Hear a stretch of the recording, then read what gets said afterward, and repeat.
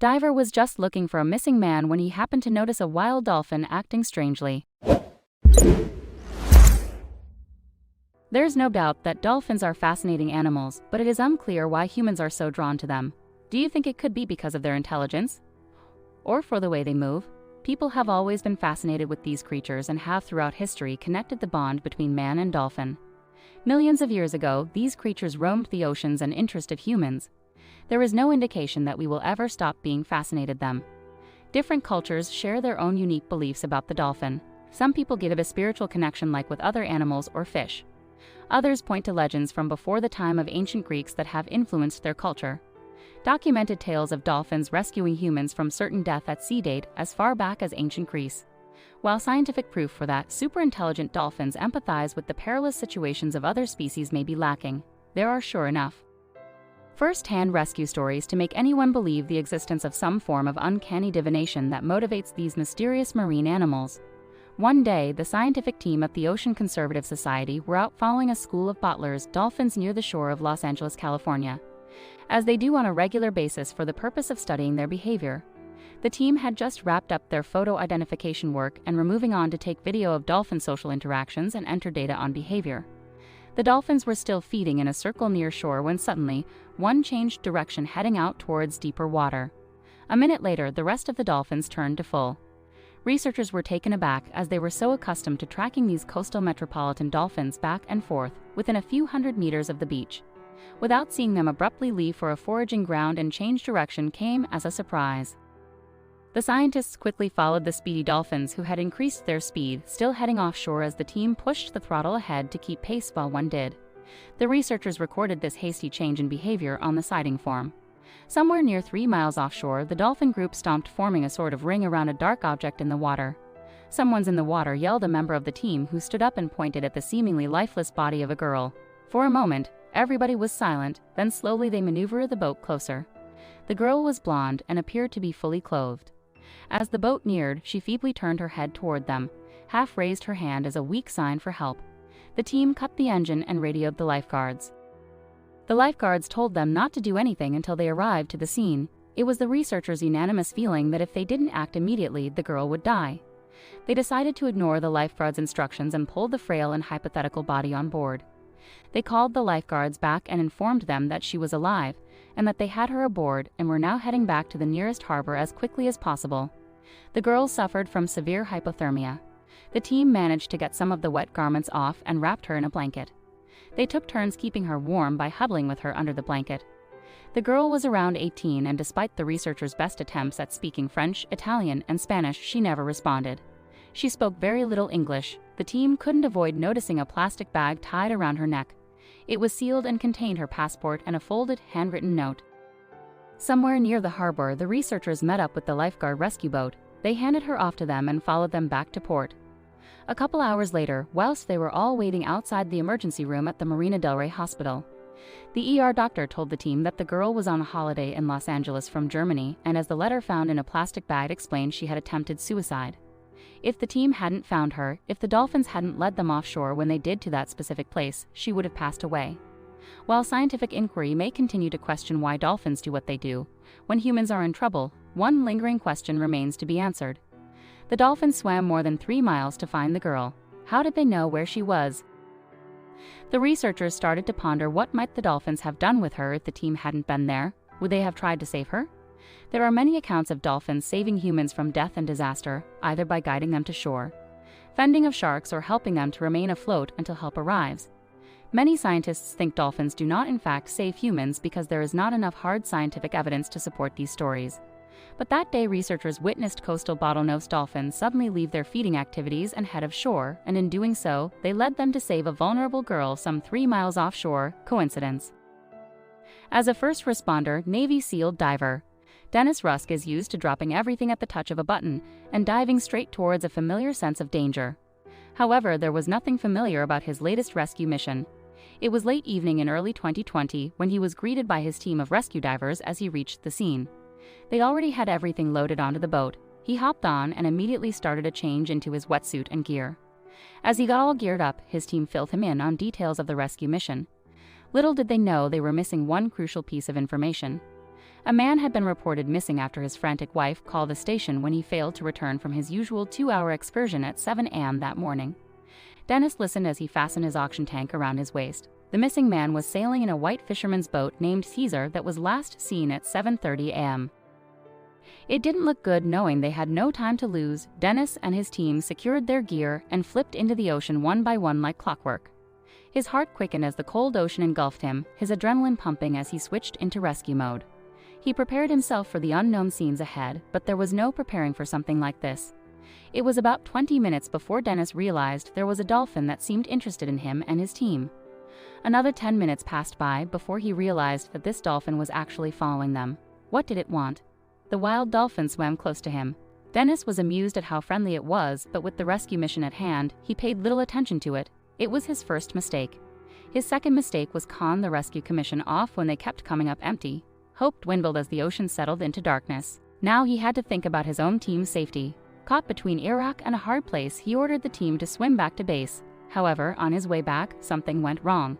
Dennis started to notice that the dolphin was acting more and more strangely. She was following them all this time, but now her movements became more frantic. She'd swim towards one direction and swim back to Dennis. Dennis was curious and decided to swim towards her, but just as he did, she turned. Now Dennis was sure she wanted him to follow her. Dennis swam behind her with his torch in one hand as she led the way down into the dark depths of the unforgiving ocean. As he swam, he wondered if he should call for backup, but he was too intrigued. It was as though the dolphin had lured him especially. She wanted to show him something. Dennis had no idea what kind of situation she was bringing him into. It felt very eerie now. She had brought him close enough to the ocean floor where the murky water and darkness made it almost impossible to see. Where was she taking him and why?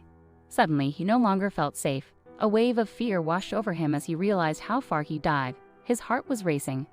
Then the dolphin made a sudden burst of clicks and squeals. Frantically, he shined his light towards her. His jaw dropped. Out of the murky dark water, read the letters Caesar. It was the missing fisherman's boat. Astonished, he froze as the seriousness of the situation hit him. The dolphin swam up to Dennis as if to tell him to hurry up. Dennis stared wide-eyed at the dolphin, regathered his senses and swims into action. What he'd find next would send his head spinning. The dolphin led him to the window of the shipwreck. Dennis followed and pressed his face up against the window in an attempt to see what was inside. To his amazement, he found a man looking directly back at him, his eyes tearing, his face covered in relief. It was the man they were looking for, but how incredibly an air pocket had formed in the one-room boat. John Welsh was taking his boat out for his usual 2-hour allegedly spin around the coast, when winds caused him to crash into a rugged submerged rock.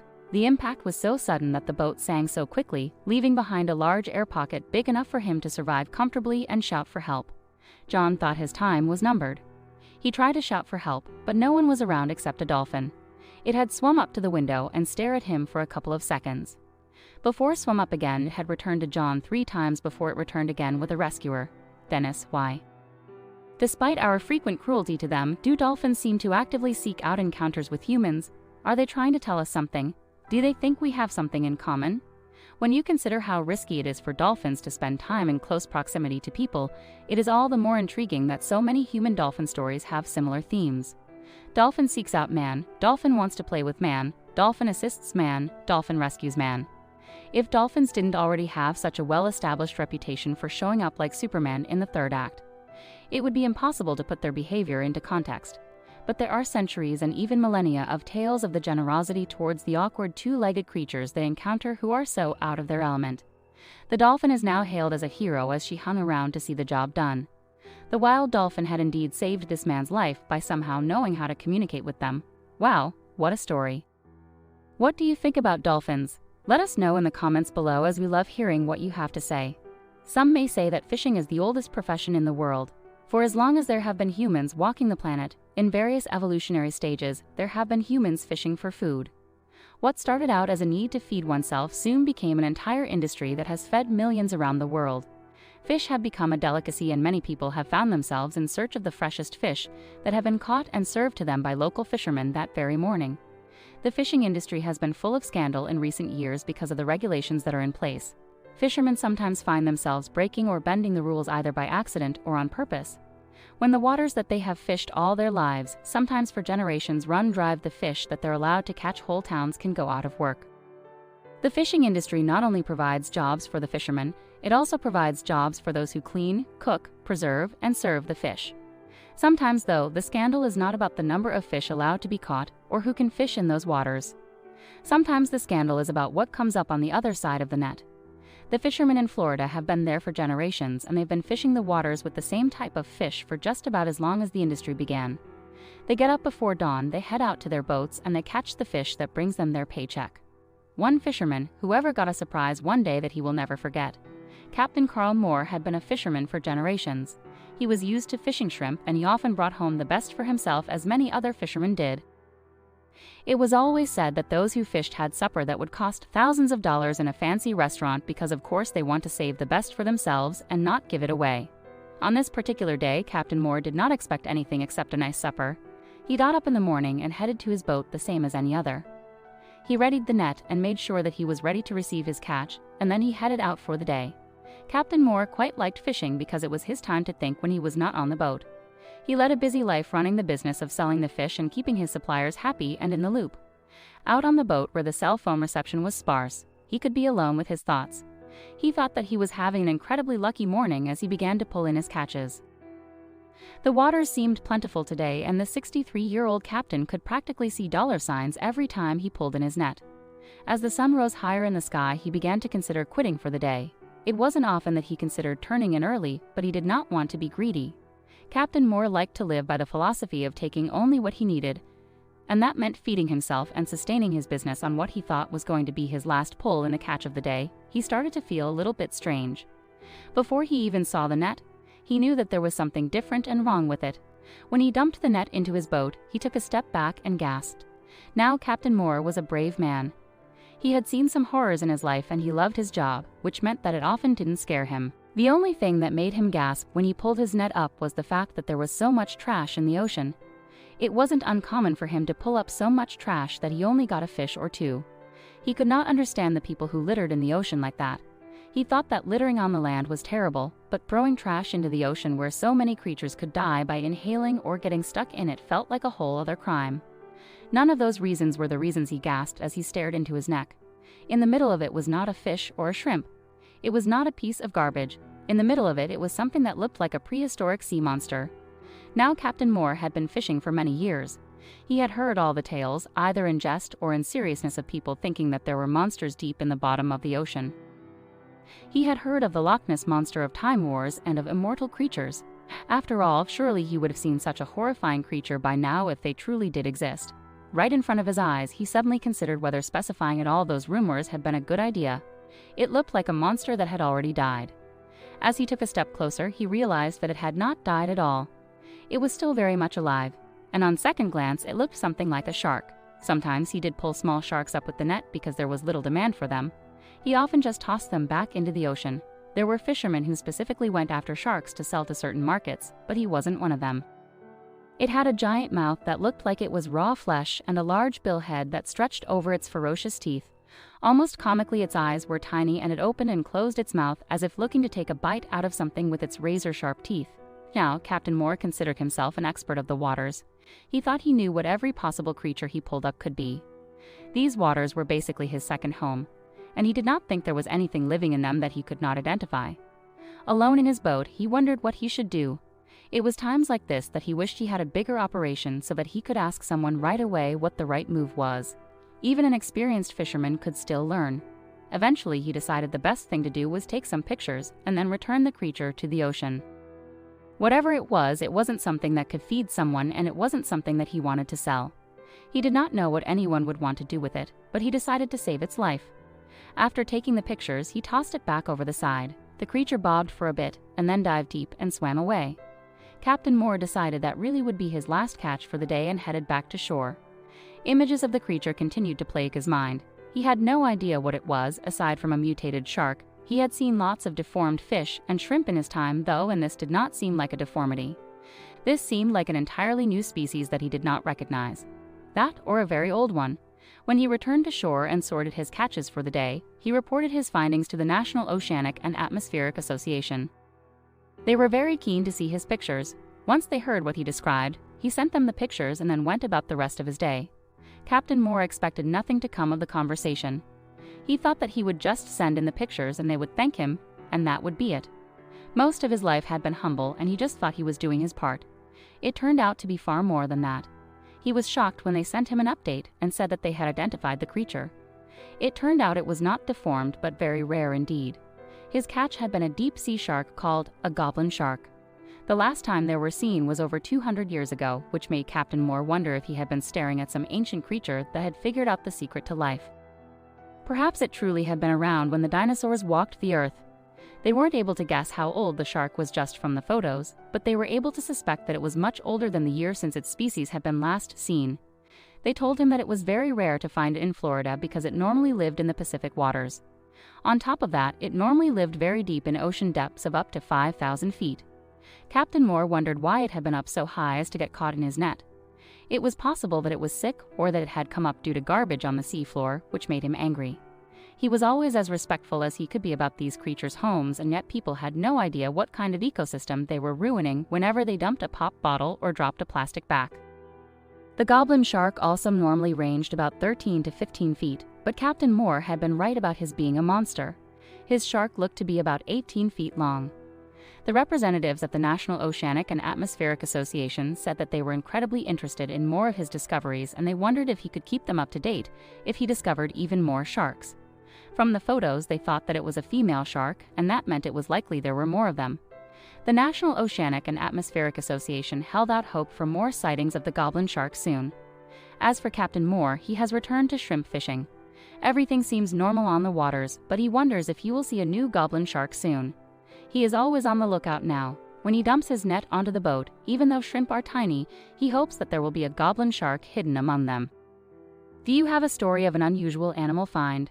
Perhaps there is a creature that has startled you when you were looking for something else. Please make sure you share it below. There's no doubt there are more stories like this, and we'd love to hear your tales. For many of us, a life without modern comfort and conveniences seems unimaginable. We're so used to our lives with technology and the ease that it brings us. Imagine not only living without modern comforts, but having no idea that they even existed. That's the case for our next story. A man and his son lived in the remote jungle for 41 years without contact with anyone. What happened? Keep watching to find out with these real-life Tarzans. Hoventon has lived in the remote forests of Vietnam for 40 years with the son. In 1972, fearing what was going on around him in his home country during the Vietnam War, Hoventon fled with his 2-year-old son into the wilderness. His wife and 2 other children were tragically killed during a mine explosion in the Vietnam War. Tan's son, now in his 40s, Hoventon has spent the vast majority of his life living in the wilderness. Lan can only speak a few words of the language used in the nearby core community. The duo was spotted by nearby villagers in the Tet Tri district of Vietnam. The foragers from the village saw 2 jungle men and were in contact with local authorities to search for the pair and bring them back to civilization. The Truphong Communion authorities began to investigate the then 82-year-old's identity. Prior to living in the forest, the family had acquired normal life in the Tri Kim hamlet, south of Da Nang, following a landmine blast that left most of his family dead. Tan left for the forest with his young son in a state of shock.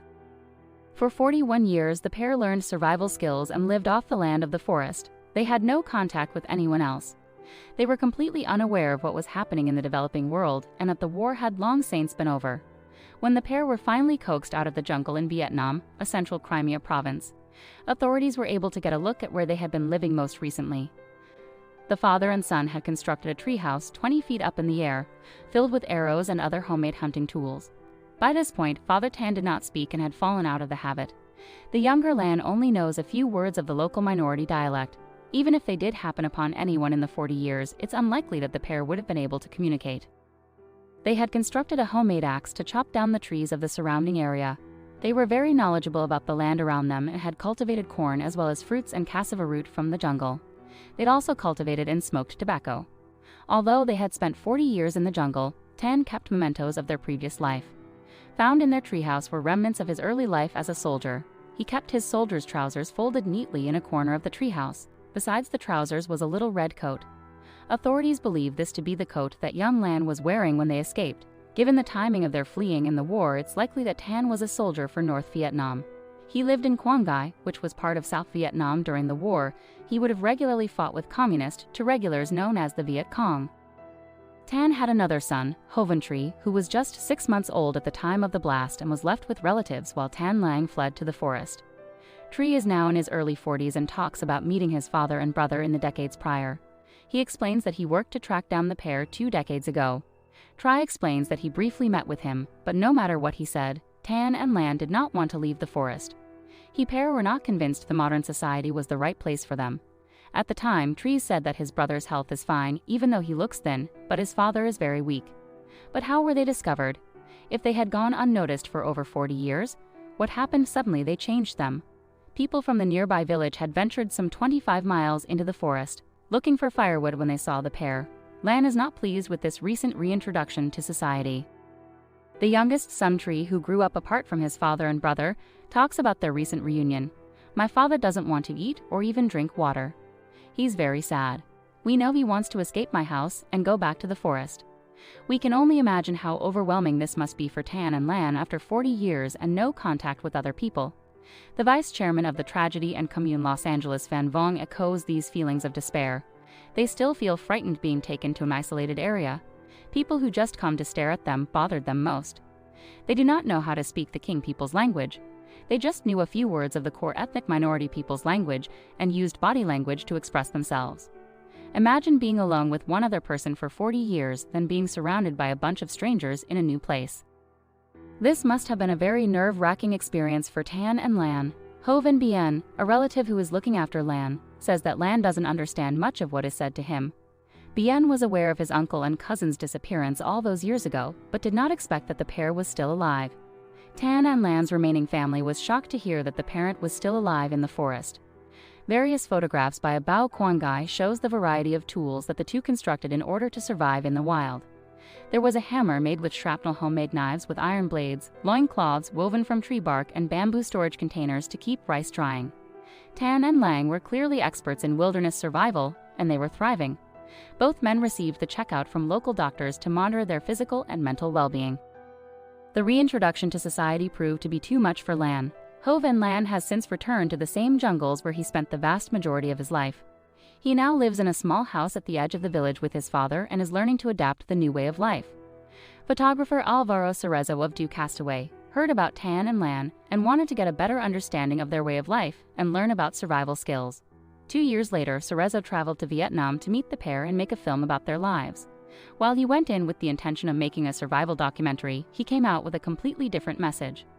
Following the trip, Cerezo said, "At the beginning my intention was to learn new survival techniques from him, but without realizing, I unveiled one of the most endearing people I have ever met." During their 41 years in the forest, Lan and Father Tan lived in 5 different homes and learned to live off their surroundings. Lan is asexual and had never come into contact with a woman. He wasn't even aware that women were a thing that existed. Even today, as Lang lives amongst others in the village, he struggles to understand what a female is and how they differ from him. Over the years, the forest they lived in fell victim to deforestation and became sparser with the reduction of trees acting as their protection. Other villagers had begun to spot the pair over the years, but did not interact with them. It was through these sightings that youngest brother Tree was able to identify his brother and father. Tree would attempt to visit his father and brother, but there was no luck. Tree was growing, concerned about his aging father. However, Father Tan was unsure and untrusting of his new son that was trying to visit him. Tan thought that his youngest son had died in the bombings after he fled. He had no idea that Tree was still alive. Brother Lan was more receptive to Tree and accepting of the visits. Even though Lan didn't want to leave the forest, he still welcomed a visit from his brother Tree. Filmmaker Cerezo spent a few days with Lan in the forest of Vietnam. Cerezo thought it would be a wonderful idea for him and Lan to leave his new village and go back to the forest that Lan once called home. For 5 days, Cerezo and Lan would try to survive only on what nature gives, exactly what Lan spent his entire life doing. Lan was excited for the opportunity to show Cerezo his former way of life. We can only imagine how excited Lan must have been to return to his former home in the jungle. The two, along with brother Tree as a translator, went into the heart of the jungle for their 5-day adventure. I could sense that he was excited, had the thought of going back to the place he had lived all his life. Cerezo explains on his blog about their journey. After a full day walking through the jungle, we arrived at his old home. Lan became totally absorbed the moment we got there. Staring into the distance for almost an hour, we're sure Lan was reminiscing on the life he spent there with his father and how much had changed since then. Cerezo greatly enjoyed being with Lan in the forest. He found that the survival skills portion of the documentary fell away to simply showcasing the wonderful person that Lan had grown up to be. So Reza decided to relax and simply enjoy being with Lan in the environment Lang feels most comfortable. Their experience together is chronicled in the documentary, The Vietnamese Tarzan, now available online. Have fun with this video about Tan and Lang, the real-life Vietnamese Tarzans. Be sure to click the like and subscribe buttons below. We hope to continue finding and sharing the most inspirational, uplifting stories from around the world that will send straight to your inbox. Teamwork goals. They relied solely on each other out of the forest for over 40 years. They were able to live off the land, which is something we all could learn from. Tan and Lang are pretty inspiring. That's all we have for today's video. See you again soon.